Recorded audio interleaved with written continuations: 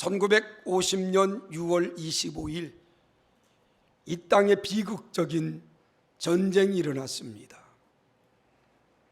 6.25 전쟁으로 인해서 당시에 불에 탄 교회가 2122개 교회가 불에 탔고요, 총살을 당하거나 납치된 목사님이 523명이고요 불에 탄 가옥이 60만 채고 20만 명의 미망인과 10만 명의 고아들이 생겼습니다. 전쟁으로 전사한 군인들만 79만 7,197명이 전쟁으로 전사했고요, 민간인 사망과 학살이 37만 3,589명의 사람들이 죽었습니다. 이러한 아픔을 안고 오늘까지 이 땅이 살아왔습니다. 다시는 이 땅에 이러한 전쟁이 일어나지 않도록 우리 날마다 깨워서 하나님 앞에 기도하는 하나님의 귀한 백성들이 되기를 원하고요, 이 지구상의 유일한 분단 국가입니다. 언제 전쟁이 또 일어날지 모릅니다. 우리는 기도해야 돼요. 한번 따라합시다. 기도할 때에 기도해야 됩니다. 이스라엘의 역사는 거의 전쟁의 연속이었습니다.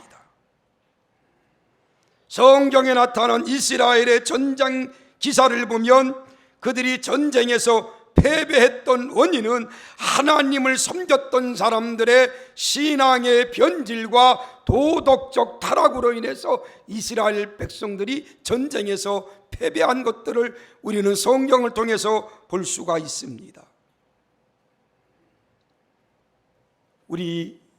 우리나라도 다시는 이 땅에 6.25 같은 전쟁이 일어나지 않기 위해서는 먼저 믿는 저와 여러분들이 하나님 앞에 눈물로 기도해야 한다라고 저는 생각합니다.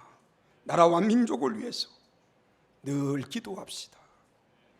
오늘 17절 바울은 그렇게 말합니다. 후에 내가 예루살렘으로 돌아와서 성전에서 기도할 때 그랬습니다. 한번 따라합시다. 후에 내가 예루살렘으로 돌아와서 성전에서 기도할 때, 여기 후에는 언젠가? 후에 바울이 예루살렘에 돌아왔다고 그랬는데 이 후에는 언제인가? 많은 학자들의 논란이 있지만은 많은 학자들이 이 후에라는 이 때는 다메섹에서 부활하신 예수를 만난 바울이 회심한 후에 아라비아에서 3년 동안을 보냅니다. 그리고 난 다음 3년 후에 예루살렘을 방문했다라는 학설이 많은 학자들의 학설입니다. 다메섹에서 예수를 만나요. 그리고 바울은 회심합니다. 그리고 아라비아에서 3년간 있다가 예루살렘에 돌아와 성전에서 기도했다 그 말이에요. 갈라디아 1장 17절 이하에 보면 그렇게 말합니다. 또 나보다 먼저 사도된 자들을 만나려고 예루살렘으로 가지 아니하고 아라비아로 갔다가 다시 다메섹으로 돌아가노라. 그 후 3년 만에 내가 게바를 방문하려고 예루살렘에 올라가서 그와 함께 15일을 머무는 동안 주의 형제 야고보 외에 다른 사도들을 보지 못하였다라고 성경은 말하고 있습니다. 바울이 회심한 후에 아라비아에서 3년 동안 있다가 다시 예루살렘에 올라와서 예루살렘 성전에서 기도했다 그 말이에요. 오늘 말씀의 17절 한 절 말씀만 가지고 한번 따라합시다. 기도할 때, 지금은 기도할 때입니다. 기도가 무엇인가를 오늘 함께 생각해 보려고 합니다. 제가 요즘 읽는 책 가운데 하나가 관계신학이라는 책을 읽고 있습니다. 인간은 관계적 존재라는 겁니다. 그래서 서로 간의 대화가 필요한 게 인간이에요. 대화 중 하나님과의 대화를 우리는 기도라고 말합니다. 신앙을 가진 사람이 살아계신 하나님께 자신의 삶과 그 정황을 말씀드리는 것, 이것이 바로 기도입니다. 그래서 성경은 기도를 따라합시다. 영적 호흡, 영적 대화, 기도를 영적 호흡, 영적 대화라 그랬어요. 하나님께서는 우리 인간을 하나님의 형상대로 만들었다고 그랬어요. 하나님의 모양대로 만들었다고 그랬어요. 그럼 하나님 우리처럼 똑같이 귀와 눈과 코와 입이 있는 그러한 모양이냐? 그건 아닙니다. 하나님은 모든 피조물 중에 인간만이 하나님과 대화의 대상으로 창조해 주었다 그 말이에요. 그래서 다른 동물은 하나님과 대화를 하지 못하지만 인간만이 하나님과 대화합니다. 이게 기도예요. 여러분들 집에 기르는 강아지가 하나님과 대화하는 것 봤습니까? 대화 안 해요. 저희 집도 강아지 키우는데 목사 집에 키우는 개라고 기도하는 줄 압니까? 안 합니다. 인간만 하나님과 영적인 대화를 나눌 수 있도록 하나님이 만들어 놓으셨다. 그래서 우리들은 하나님과 대화를 나눕니다. 하나님과 대화를 나누는 게 뭐라고요? 기도라는 거예요. 이 기도를, 영적 대화를 호흡이라 그랬습니다. 우리가 호흡하지 않고는 살 수가 없습니다. 산소 공급이 부족하면 육체의 세포는 죽어요. 그렇기 때문에 우리는 호흡을 합니다. 스스로 호흡하지 못하는 사람들은 기계를 통해서 또 호흡을 시킵니다. 왜요? 산소를 공급해 주려고. 우리는 영적으로 하나님과 대화가 끊어지면 죽어요. 영적 호흡이 부족하면 영적인 세포들이 죽습니다. 그렇기 때문에 우리는 끊임없이 영적 호흡을 해야 돼요. 그 영적 호흡이 뭐라고요? 기도다. 한번 따라합시다. 기도하면 산다. 다음 따라 기도로 승리하자. 그래요. 기도해야 돼요. 기독교인들이 가장 많이 하는 말 중에 하나가 뭡니까? 기도하세요. 왜요? 기도 안 하면 죽기 때문에. 그 기도는 영적 호흡이라고 말이에요. 두 번째 기도는 뭡니까? 한번 따라합시다. 기도는 하늘 보물 창고를 여는 열쇠다. 기도는 하늘 보물 창고를 여는 열쇠가 기도예요. 마태복음 7장 7절 이하에 그렇게 말합니다. 구하라 그리하면 너에게 주실 것이요 찾으라 그리하면 찾아낼 것이요 문을 두드리라 그리하면 열릴 것이니 구하는 이마다 받을 것이요 찾는 이가 찾아낼 것이요 두드리는 이에게 열릴 것이니라. 구하라, 찾으라, 두드려라. 이것은 뭐예요? 기도예요. 그런 자가 하늘 보물 창고를 연다는 겁니다. 보십시오. 구하는 이마다 받을 것이요 찾는 이가 찾아낼 것이요 두드리는 이에게 열릴 것입니다. 그렇습니다. 기도의 주체는 인간이고 응답의 주체는 하나님이십니다. 하나님께로부터 응답받기 위해서는 우리들은 끊임없이 기도해야 됩니다. 그 기도는 하늘 보물 창고를 여는 열쇠다 그랬어요. 사랑하는 성도 여러분, 우리들은 하늘 보물 창고를 날마다 열기 위해서 하나님 앞에 끊임없이 기도하는 하나님의 귀한 성도들이 되기를 주의 이름으로 간절히 축원합니다. 왜 기도해야 됩니까? 따라합시다. 기도는 우리에게 필요하기 때문에, 우리가 살아 필요한 것이 기도입니다. 하나님께서는 기도할 때 하나님께서는 모든 것을 응답해 주신다라고 마태복음 7장 11절에 말합니다. 하늘에 계신 너희 아버지께서 구하는 자에게 좋은 것을 주시지 않겠느냐. 그렇기 때문에 기도해라.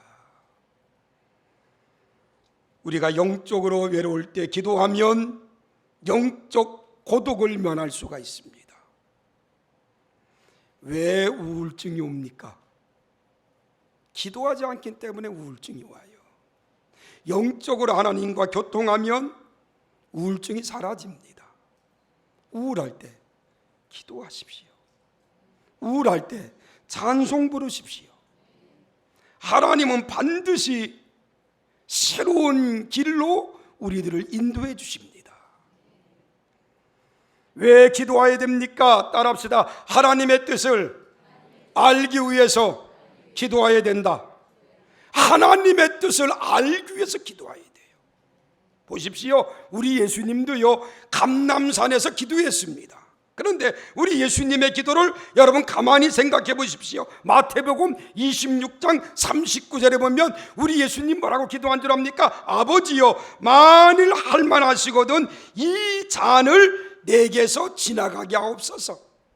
그러나 나의 원대로 마옵시고 아버지의 원대로 하옵소서. 나의 원대로 하지 마시고 누구의 원대로? 아버지의 원대로. 이 말은 그런 말입니다. 하나님, 내가 지금 십자가의 고난의 잔을 내가 받아야 됩니다. 너무나 힘듭니다. 하나님, 이 잔을 좀 지나가게 해 주십시오. 그러나 나의 원대로 마시옵고 아버지의 원대로 되기를 원합니다.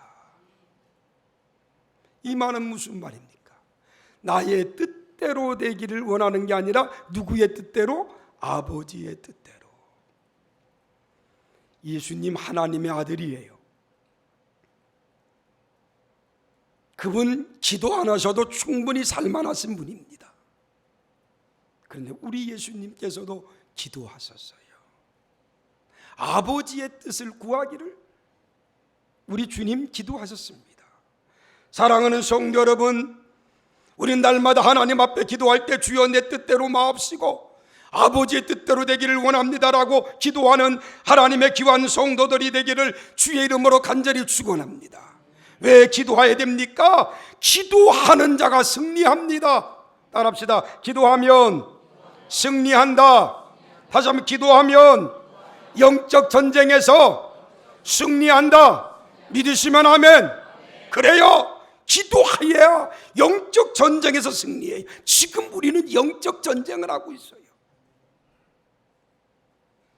악한 영은 끊임없이 우리들을 넘어뜨리려고 합니다. 유혹합니다. 목사라고 유혹 안 당하는 줄 압니까? 아니에요. 목사도 유혹당하고 장로도 유혹당합니다. 뭐 해야 돼요? 기도해야 돼요. 사탄과 세상과 자신과 싸워 이기기 위해서는 끊임없이 하나님 앞에 기도해야 돼요.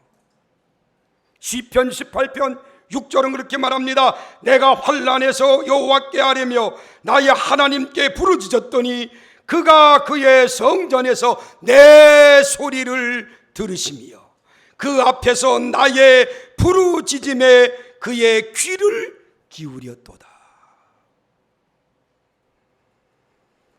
하나님께서는 내 소리를 들으시고 나의 부르짖음에 귀를 기울이셨도다 그랬어요. 주님께 기도하면 주님이 들으시고 주님께서 우리들을 승리의 길로 인도하신다는 것을 잊지 마시기 바랍니다. 악한 세상 승리하기 위해서는 끊임없이 기도해야 돼요. 왜 기도해야 됩니까? 따라합시다. 주님과 동행하기 위해서 기도해야 된다. 그래요. 늘 주님과 동행하기 위해서 기도해야 됩니다. 인생에서 가장 중요한 것은 하나님과의 동행입니다. 기도는 하나님과의 동행하는 방법이 기도예요. 여러분 날마다 하나님과 동행하기를 원합니까? 그렇다면 날마다 기도하십시오. 어떻게? 쉬지 말고 무시로 하나님 앞에 기도하는 하나님의 귀한 성도들이 되기를 주의 이름으로 간절히 축원합니다. 사도 바울은 이렇게 기도하라고 말했습니다. 골로새서 4장 2절에 보니까 기도를 계속하고 기도에 감사함으로 깨어 있으라. 이 계속하다 이 말은 끈기 있게 하라 그 말이에요. 지속적으로 하라 그 말입니다. 기도 한두 번 하다가 응답이 없다고 접지 마라 그 말이에요. 끈기 있게 기도하라. 하다가 그만둔 기도는 의미도 결과도 없습니다. 그래서 기도는 계속해서 지속적으로 열성적으로 하나님께 하는 거예요. 그런 기도를 하라고 성경은 말씀해 주었습니다. 또 말씀드릴게요. 우리 예수님 기도 안에서도 살 수 있는 분이에요. 근데 우리 예수님 어떻게 기도한 줄 압니까? 누가복음 22장 44절에 보면 우리 예수님 애써고 힘써 기도했어요. 예수께서 힘쓰고 애써 더욱 간절히 기도하시더니 땀이 땅에 떨어지는 핏방울 같이 되더라. 얼마나 우리 예수님 애쓰고 힘써 기도했으면 땀이 땅에 떨어질 때 핏방울 같이 됐겠습니까? 많은 신학자들은 그렇게 말합니다. 우리 주님 마지막 진액을 빼는 그러한 기도를 했다. 그렇기 때문에 땀이 땅에 떨어질 때 핏방울처럼 되었다는 거예요. 의사들도요, 힘쓰고 애쓸 때 땀이 피땀이 흘린답니다. 우리는 하나님 앞에 이렇게 한번 기도해 봅시다. 어려운 일이 있을 때 도저히 인간의 생각으로는 해결할 수 없는 그러한 어려움이 내 앞에 닥쳤을 때 정말로 하나님 앞에 맡기고 힘쓰고 애써 하나님 앞에 기도하는 하나님의 귀한 성도들이 되기를 주의 이름으로 간절히 축원합니다. 그럼 반드시 하나님께서는 도와주십니다. 그리고 기도할 때 따라합시다. 의심하지 말고 확신 가지고 기도하자. 의심하지 마십시오. 하나님이 들어줄까? 의심하지 마십시오. 무엇 가지고 기도하자? 확신 가지고. 야고보 1장 6절은 그렇게 말합니다. 오직 믿음으로 구하고 조금 더 의심하지 말라. 의심하는 자는 마치 바람에 밀려 요동하는 바닷물결 같으니 이런 사람은 무엇이든지 주께 얻기를 생각하지 말라 그랬어요. 의심하지 말고 주께 맡기고 기도하라. 이렇게 기도할 때 주의할 점이 있습니다. 성경은 마태복음 6장 5절로 7절에 보니까 두 가지를 기도할 때 주의할 것을 우리에게 가르쳐 줍니다. 마태복음 6장 5절 그렇게 말합니다. 외식하는 자와 같이 하지 말라. 그들은 사람에게 보이려고 회당과 큰 거리 어귀에 서서 기도하기를 좋아하느니라. 내가 진실로 너희에게 이르노니 그들은 자기 상을 이미 받았느니라. 너희는 기도할 때 내 골방에 들어가 문을 닫고 은밀한 중에 계신 내 아버지께 기도하라. 은밀한 중에 보시는 내 아버지께서 갚으시리라. 그리고 또 말합니다. 또 기도할 때 이방인들과 같이 중언부언하지 말라. 그들은 말을 많이 하여야 들으실 줄 아느니라 그랬어요. 기도할 때 조심할 것 두 가지. 하나는 외식하는 자와 같이 하지 말라. 유대인들은 다니엘이 시간을 정해놓고 기도했던 것처럼 정기적으로 기도하는 습관이 있었습니다. 참 좋은 습관이에요. 그런데 그들은 사람들이 많이 다니는 길가에 서서 두 손을 번쩍 들고 기도합니다. 뭐라고 기도한 줄 압니까? 하나님 아버지, 나는 다른 사람들 꼭 토색, 불이 간음하는 자와 저 천한 세리 같지도 않았습니다. 그리고 나는 7일에 2번씩 금식하며 소득의 11조를 드렸다라고 바리새인들은 그렇게 손을 들고 기도합니다. 그런 기도를 외식하는 기도라 그랬어요. 그런데 세리는 어떻게 기도합니까? 머리를 숙이고 가슴을 치면서 아버지여, 나를 불쌍히 여기소서. 나는 죄인입니다. 나는 죄인입니다. 그러면서 하나님께 기도하는 거예요. 남에게 보이려고 기도하지 마십시오. 정말로 하나님 앞에, 주님, 나는 죄인입니다. 그런 마음으로 주님 앞에 엎드려 간절하게 기도하는 하나님의 귀한 성도들이 되기를 주의 이름으로 간절히 축원합니다. 중언부언하지 말라 그랬어요. 중언부언이라는 것은 단순히 반복해서 말하는 의미가 아니라 생각 없이 말하는 것. 입으로는 하지만 생각이나 마음에 담겨 있지 않는 기도, 그런 기도를 중언부언한다 그랬어요.